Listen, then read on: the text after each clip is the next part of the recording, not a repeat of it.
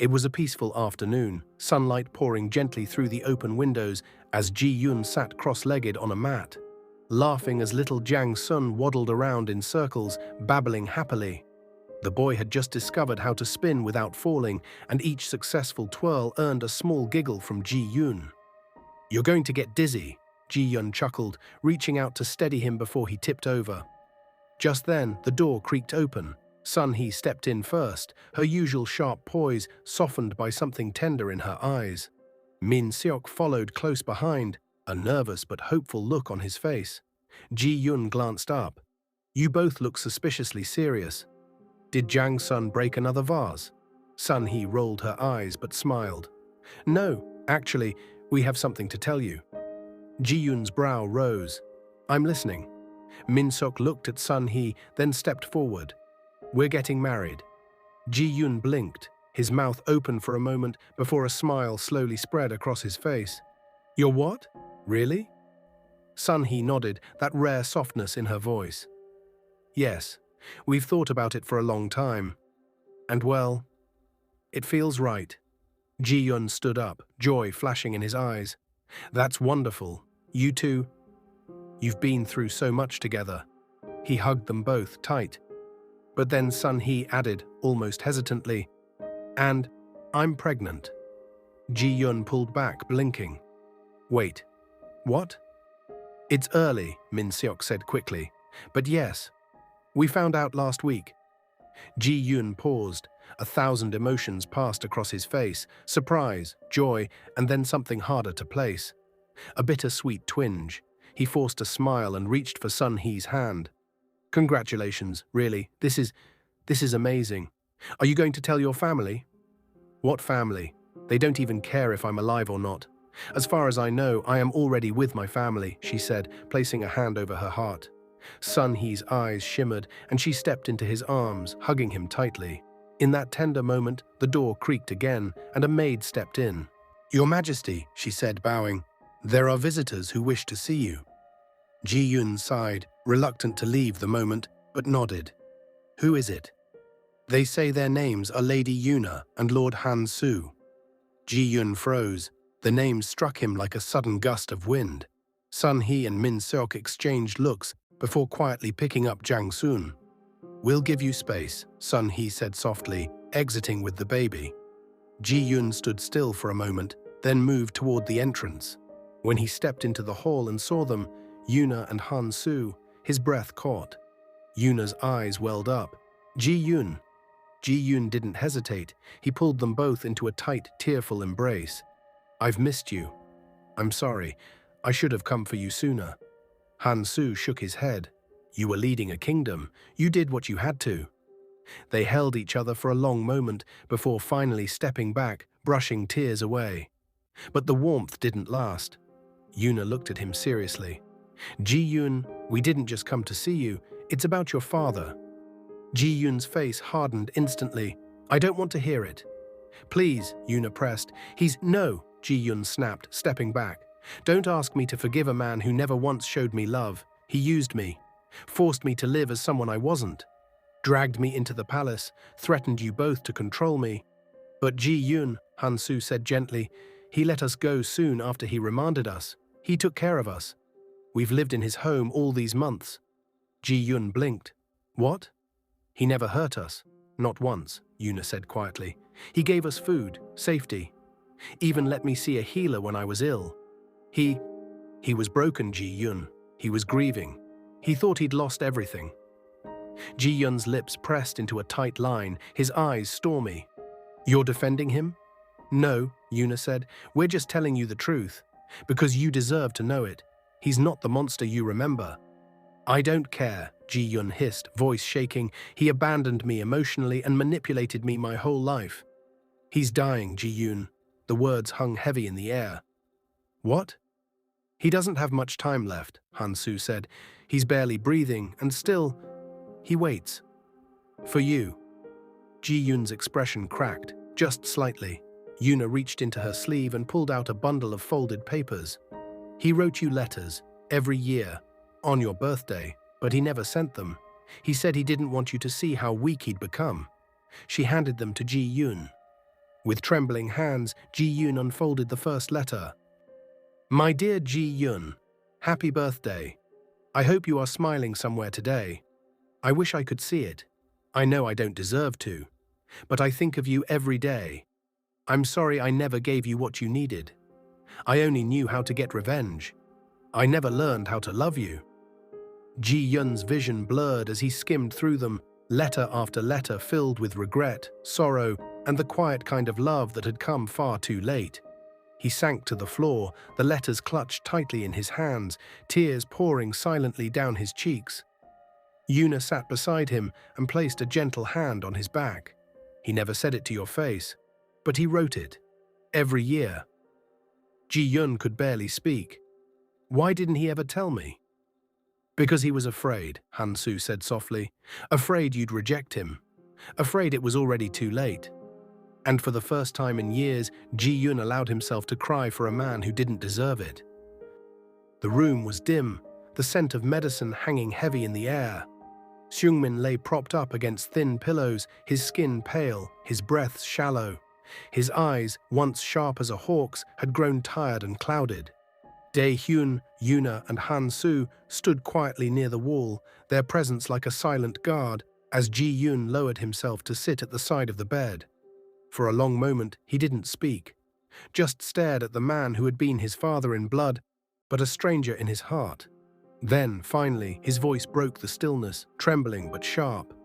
Why? Seungmin's tired gaze shifted toward him. Why? What? Why didn't you treat me well when you had the chance? Ji-yun's hands curled into fists on his knees. You had years. You could have been my father, but instead you used me. You forced me into a life I never wanted, and now, his voice cracked. Now you're here, expecting me to, what? Forgive you because you're dying. The air grew heavy. Seungmin's lips trembled. I don't expect anything, he rasped. I only regret. His eyes watered, but his voice was steady in its weakness. All those years chasing revenge, and for what? I'm about to die, and none of it matters. The only thing that matters now is how I'll face your mother in the next world. Ji-yun looked away, his throat tight. Seungmin coughed weakly, his voice growing softer. I made your life a living hell, I know it. And I'm sorry. Sorry for the orders, for the punishments, for the cold walls I built between us. If I could go back, I would change it. But I can't. His eyes closed briefly, as if gathering the last of his strength. All I want now is for you to live the life you truly want, not the one I forced on you. Ji-yun's breath hitched, Seungmin's gaze unfocused slightly as memories flickered behind them. When Ji-yun was born, he had actually felt a happiness he'd never known. He wanted to hold him forever. When he fell as a boy and he walked away, it wasn't because he didn't care, it was because he cared too much. He wanted to scoop him up, but he thought showing affection would make him weak. His eyes shone with unshed tears. The days he spanked him for disobeying orders. His hand burned, not from the blow, but from knowing he had hurt his own son. And when he told him he didn't care when his mother died, he cried. He cried until he could barely breathe, but he didn't want him to see him broken. Hai-in was actually the love of his life. He never stopped loving her. Even now, the last thing he saw was her face. A faint smile ghosted over his lips. Hai-in. And with that whisper, his chest stilled. No one spoke for a long time. Ji-yun just sat there, staring at the man who had shaped so much of his pain, and now somehow had left him with a deeper ache. The day of the burial, the sky wept without pause. Rain fell in relentless sheets, soaking the black earth around the graves. Seungmin's coffin was lowered beside Hai-in's, the two finally resting together after decades apart. The mourners huddled under umbrellas, their faces shadowed in grief. But Ji-yun stood bareheaded in the downpour, the water plastering his hair to his face, dripping from his chin. His robes clung to him, heavy and cold, but he didn't move. Min Seok started forward once, concern in his eyes, but Sun Hee caught his arm and shook her head. Let him be, she whispered. So they left him there, standing between the two graves, his hands hung at his sides, trembling. The rain washed over him, but it couldn't wash away the tangled mess of grief in his chest. For the first time, Jiun allowed himself to cry for Seung-min, not for the father he had, but for the father he had wanted. And the storm raged on, as if the heavens themselves understood. The years had rolled by in a strange, steady rhythm. 10 winters, 10 springs, 10 summers, 10 harvests, each one leaving its quiet mark on Hwaeon. Under Queen Jolmi's rule, the kingdom had not only survived but flourished. Trade routes thrived, granaries stayed full, and the Yin Empire, once a constant shadow on the horizon, had been kept at bay with a mixture of steel, diplomacy, and Ji-yun's uncanny foresight. He eliminated all threats, both internally and externally. Han Su joined Ji-yun in court, working with Jun-ho to assist with strategy, but they were now the court's worst-kept secret. They bickered in the council hall, but lingered far too close in the corridors, their hands brushing in ways that made Ji-yun smile into his tea. It warmed him to see Jun-ho, after all the years of restlessness and wandering eyes, finally anchored in someone's affection. As for Jang Sun, Ji-yun's greatest joy and most delicate burden, the boy was now 10, with a quick mind that absorbed knowledge as easily as he breathed. Great scholars taught him the classics and history, but Ji-yun personally trained him in the art of war, how to read the lay of the land, how to think 3 moves ahead of any enemy. Still, he never let the boy's days be swallowed by duty. Afternoons often found Jang Sun chasing Min Seok and Sun Hee's twins, Ru Won and Jin Hee, across the palace gardens. Ji-yun had never lied to him about his origins, only softened the edges. Jang Sun knew of Min Seo and Tai Jin, and Ji-yun spoke of Min Seo as the best woman who ever lived, just as Min Seo had once asked, even if reality was more complicated. Every year, without fail, they went to pay respects to the graves of both his parents. And though the boy was sharp enough to have pieced together Ji-yun's truth years ago, that his mother was, in fact, a man, he never said a word. He only smiled knowingly sometimes and continued calling Ji-yun mother as if it were the most natural thing in the world. That afternoon, the palace was drowsy with summer heat. In Kyong Hun's chamber, the air was still and heavy with the faint scent of sandalwood. The same curtains hung over the windows, the same soft rustle of silk draped over the bed. 10 years, and Kyong Hun had not stirred. Jang Sun sat cross-legged on the rug, idly spinning a carved wooden soldier in his hands. His gaze wandered, as it always did, to the man lying so still. "You've been sleeping longer than anyone I've ever heard of," he murmured softly, almost as if afraid to disturb him. "Mother says you were strong and funny. I think you'd like me." He tilted his head, studying the curve of Kyong Hun's face, the peaceful slackness of his mouth. "When are you going to wake up? You've missed everything. I've grown up, you know." Then, so slight he thought he imagined it, Kyong Hun's fingers twitched. Jang Sun froze. His wooden soldier clattered to the floor. He scrambled closer, eyes wide, heart hammering in his chest. "Wait, did you just—" The fingers twitched again, unmistakable this time. "Oh." The boy's voice shot up an octave. "Oh no, oh yes, oh mother." He didn't even think to look back. He bolted out of the room, feet slapping against the polished floors, his shouts echoing down the corridors. "Mother! Mother!" He moved. Father moved. Servants startled, guards straightened, and by the time Ji-yun appeared from the council chamber, Jang Sun was breathless, grabbing his sleeve with both hands. "I'm serious," the boy panted, eyes shining. "It wasn't just my imagination, he really moved." For a heartbeat, Ji-yun just stared at him. Then his pulse kicked, and he was running. The first thing Kyong Hun felt was warmth. Not sunlight, but something softer, like standing close to a hearth in winter. He turned and found Tai Jin beside him, smiling faintly. The man looked exactly as he remembered, calm, steady, his eyes full of an old wisdom that felt almost unfair in someone so young. They had been walking together for a long time, but then Tai Jin stopped.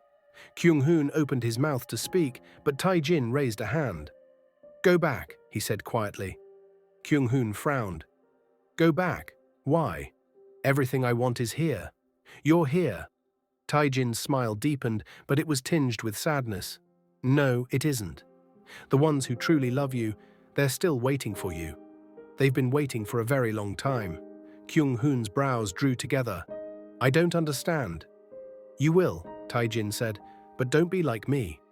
Don't let your pride or fear win. Whatever happens, follow your happiness before anything else. That's what matters in the end.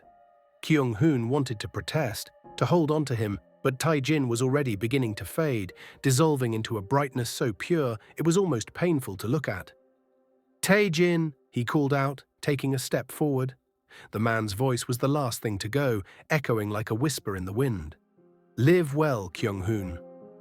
And then, nothing. A rush of sensation returned all at once, the weight of a body, the faint smell of medicine, the sound of someone sobbing close by. Kyong Hun's eyelids fluttered open, a blurry shape leaned over him, shoulders shaking. He recognized the voice before the face. So happy you're alive. Jiun? His voice was weak, unsteady. The blurry figure lifted his head just enough for Kyong Hun to see the faintest outline of a tear-streaked smile. And then darkness took him again. When he woke next, the room was quieter. A physician sat at his side, checking his pulse, while a young boy with bright, familiar eyes stared at him. The boy suddenly lunged forward, wrapping his arms tightly around him. Father! Kyong Hun stiffened, then realization hit him like a soft but heavy blow. Taijin's son. He knew him in an instant, not by face, but by blood. His arms folded around the boy almost instinctively. But even as the boy clung to him, Kyong Hun's mind leapt elsewhere. Where's Jiun? He asked, urgency cutting through the hoarseness of his voice. The physician's expression faltered. Slowly, almost reluctantly, he reached into his sleeve and pulled out a folded sheet of paper. Kyong Hun took it with trembling hands. Ji-Yun's handwriting was unmistakable, elegant, deliberate. Kyong Hun, if you're reading this, then you've finally woken up. I'm so happy, more than words can say, but I've kept a promise to myself for a long time. If you ever returned to this world, I would leave it. This is your life now. Live it fully.